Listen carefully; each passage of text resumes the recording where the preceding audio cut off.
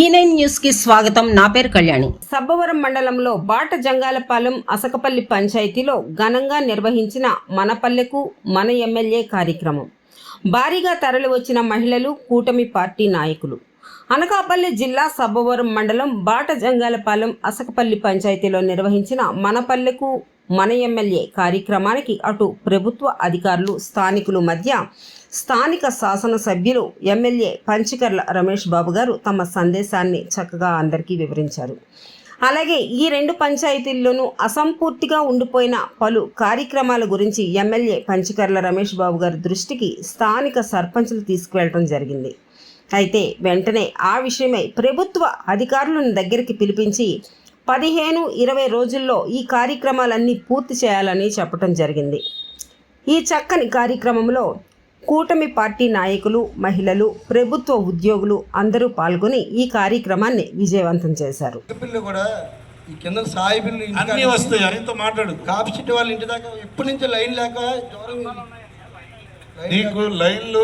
కాబట్టి ration card కూడా తండ్రి రేషన్ కార్డులో పెళ్ళైన కొడుకుంటే ఆ ఇల్లు చూపిస్తుంది. కాబట్టి రేషన్ కార్డు స్ప్లిట్ కోరుకున్న వాళ్ళు కూడా రేషన్ కార్డు పెట్టండి. అప్పుడు ఇల్లు పెట్టుకోవడానికి ఆ కొడుకు కూడా అర్హత వస్తుంది అనేది మనవి చేస్తూ కార్యక్రమంలో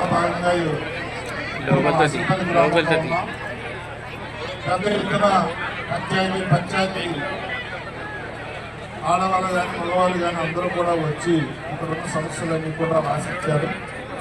వారందరికీ కూడా రాబోయే సంవత్సర కాలంలో రోడ్లు కానీ, ట్రైన్లు కానీ, కమ్యూనిటీ హాల్స్ కానీ, కళ్యాణ మండపాలు కానీ, మంచినీటి వసతులు కానీ, కొండ మీదకి ఊరి మీద నీళ్ళు వస్తే పోషణ వాళ్ళు కానీ, కరెంటు సమస్యలు కానీ అన్నీ కూడా తీరుస్తామని చెప్పి మా అధికారులతో టైం పాటు ప్రోగ్రాంగా తీసుకోవడం జరిగింది.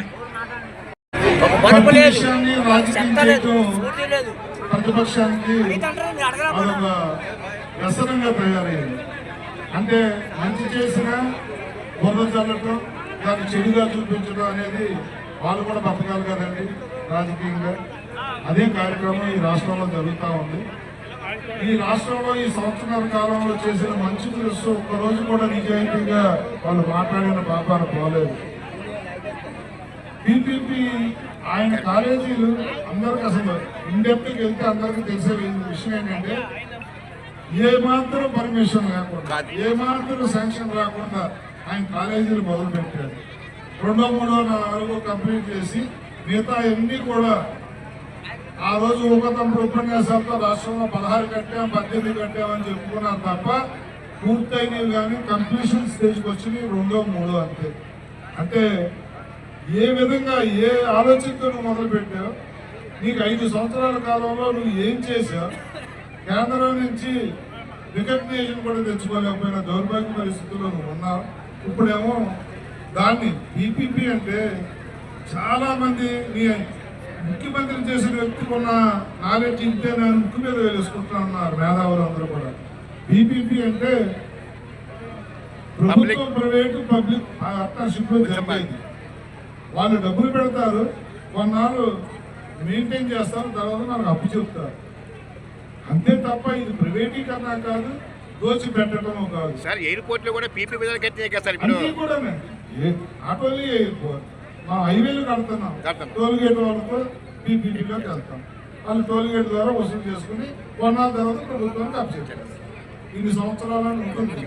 అలాగే పెద్ద పెద్ద ప్రాజెక్టులు కానీ, ఎయిర్పోర్ట్లు కానీ, పోర్టులు కానీ అన్నీ కూడా జరిగేది అదే.